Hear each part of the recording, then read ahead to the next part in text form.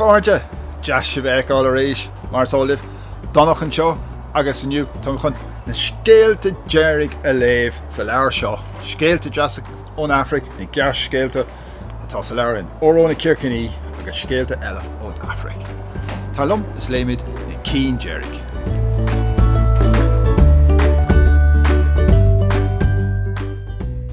Óróna Circíní agus scéalta eile ón Afraic.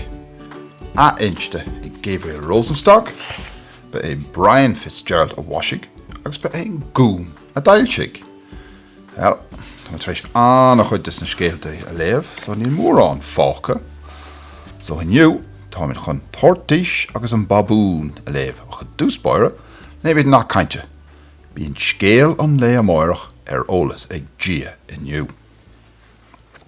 So, tortais agus babún. Éagsúla bhaile go maol a bhí tortais tróna a bháin nar casach babún orthaí. Bailó dhéart sa babún, a bhuair tú mór an le hithe iniu.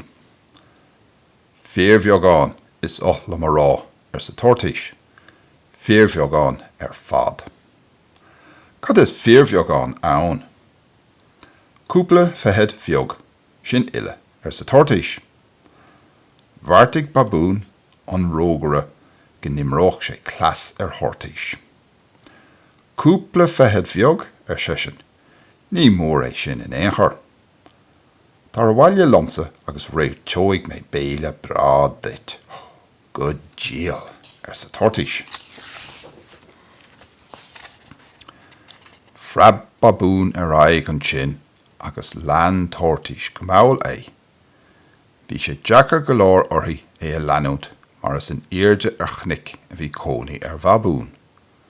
Ach swaoinigh tortais an méile bra a bheith rimpi agus leantsí aig. Bhí ga seo inti nuair a bhain si bár chnic amach. Fáilte rót sa babún lei. Nó leagad díthú sa tortais leis. Thóg sé bhádart. Thóg, níag dul in óige a táim. Déach sí dheis agus déach sí chlé, ach níach sí béile be réite ag babún de. Cá bhfuil an... Ó, se, sa babún. Gheall mé béile dit, ná gheall. In irde an ground sin atá sé, lean mise. Sús le babún agus thosaigh sé githe láithreach. Tortais focht. Ní rá sin an crán a grappa le teach dar an mia. Héag tortais go raibh bob búilte ag babún orthaí. Ó bhaile léarís go maol agus teanga amó aici leis an ocras. Cúpla lá a ní sin fuair babún curtha chun duine ó thortais. Caithfidh go bhfuil dearmad déanta ag an tean tortais sin an mob a bhfuil mé orthaí sa babún. Chhlac sé leis an gurra. An séasúr tirim a bhí ann, agus bhí na machraí go léir luisce. Déitoch an splanca slú an tír fad a chur mhór lasrach. Dubh bár chóta bhí an talamh go léir. Fáilte rót sa tortais nar chonig sí babún chucaí. Thosaigh babún ag smórthacht. Sin bolla bra sesin agus scitabíní Nar bhún do bháthair dit go ceartad do lábha a ní sa le nihin tú béile sa tortais leis. Déach babún a lábha. Bhí si dubh ó bheith éagsúil an bhéir dóite. Geall a bhíon lábha an babún agus iad glán. Is féidir do lábha a ní sa trátháin hawl sa tortais leis. As go brach le babún. Ní sé a lábha sa trátháin. Rais leis éagsúil an sin dtí tortais. Ach bhí lábha babún fós chó dubh leis an níthe is fuide sa bhliain ó bheith éagsúil an bhéir dóite. Ó, sa tortais leis. Ní rí siad, agus ní gheart an uair seo iad. Rais le babún go dtíon srotháin uair amháin eile. Ní sé a gá lábh go cuaireamach. Bhí siúil arís an bhéir dóite le teachta rais chuig tortais. Chonig sé gur raibh tosathe ag tortais an méle hana féin. Fan! A bhéic sé. Ná, tosaigh gan mé. Ach, nuair a tháinig sé na láthair, thosaigh tortais ag tuairt amach arís dó.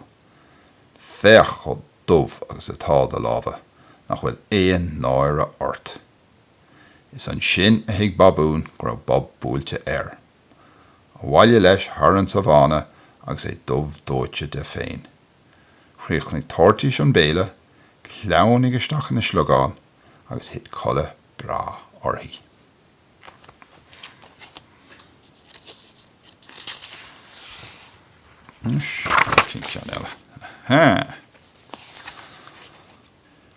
Gurtítar an fér nuair a chreideann na helefantaí.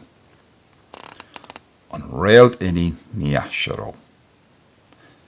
Bhí riann fadó agus hahan spéir na híthe go mór leis. Bhí réalta amháin a hahan leis thar na réaltaí eile go léir. Bhí an réalta ba ghiile sa spéirí.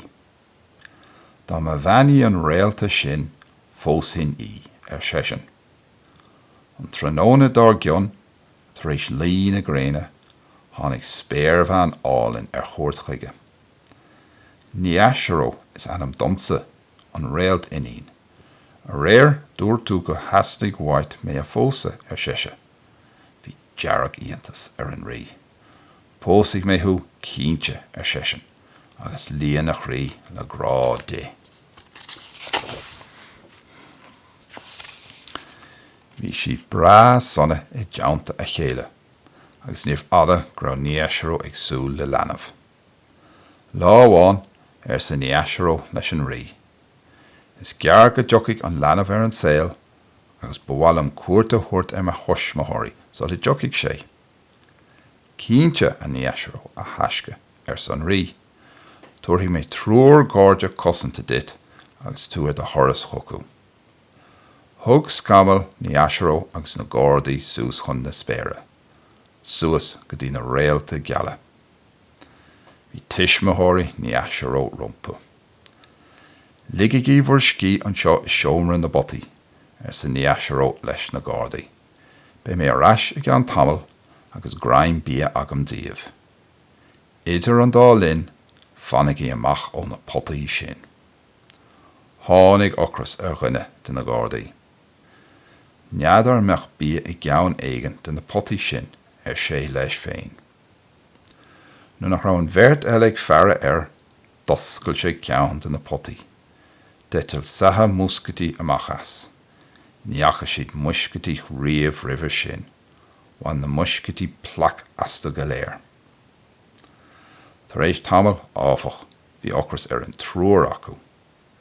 Doscail duine acu pota eile agus tháinig lócáistí amachas.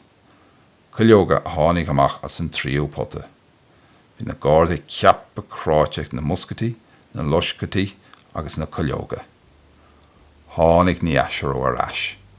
Ní ró hása a bhí sí leis na gáirdaí. Arás ló go léir an scamal, síos go dtí an domhan. Ach lean na feithidí iad. Na muscatí, na lócáistí agus na coileoga. Agus tá siad é choristeach oring go léir ó hin.